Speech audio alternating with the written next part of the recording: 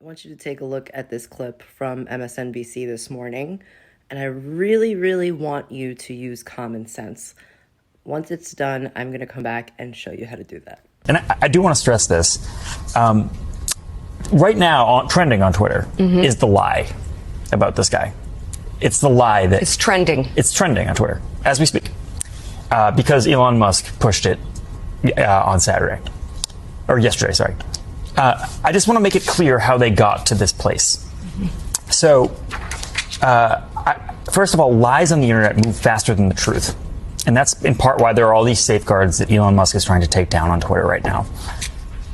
The lies that were pushed were from bad pieces of information they found. For example, they said that Paul Pelosi was in his underwear. Of course he was, 2:30 in the morning at the time he was attacked.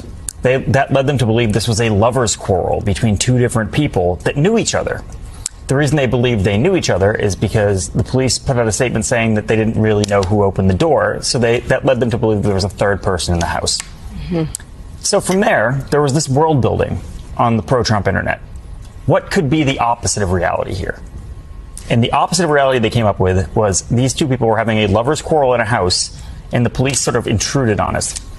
It's fundamentally incorrect. It was pushed by the richest man in the world. And then yesterday, it was pushed by Donald Trump Jr., who posted a picture of underwear and a hammer and said it's a Halloween costume for Paul Pelosi.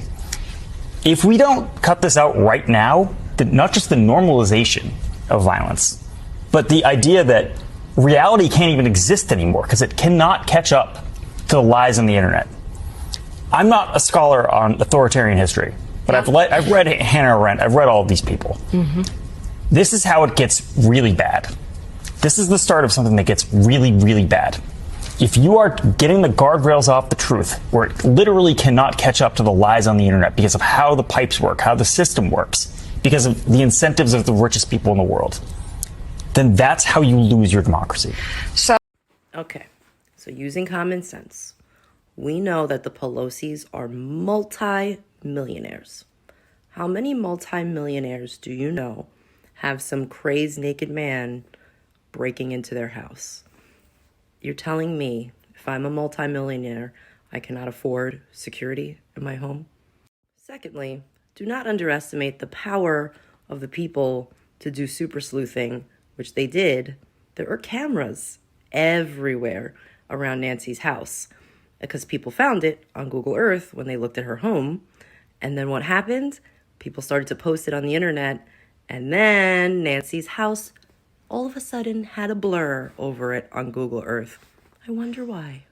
Yet, all of these crazy things that happen, and they don't know anything about the perpetrator for like days. But suddenly, something happens to Paul Pelosi, and they know who this guy is, what he stands for, his whole backstory within like 5 minutes. That makes sense. Super sleuths also found his house that has, pride flags, BLM, things that are not very right-wing on his home. So what's easier to fake? The stuff that he puts up in his house or a blog? A blog that just so happened to be written once in August and then taken down. And then they say, now all of a sudden a billionaire is running Twitter. What do you call the people that were running Twitter before? Were they not billionaires? Pretty sure they were. Midterms right around the corner, panic happening because people are not happy. The Democrats are destroying America, and they need to blame Trump supporters on something. Aren't you guys tired of blaming Trump for everything? I mean, leave the man be. Goodness gracious. But, narrative. They need something. So Trump did it. Maybe it was Putin this time. But don't take my word for it.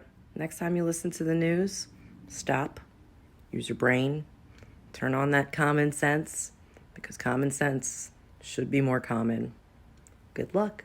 Thanks for listening.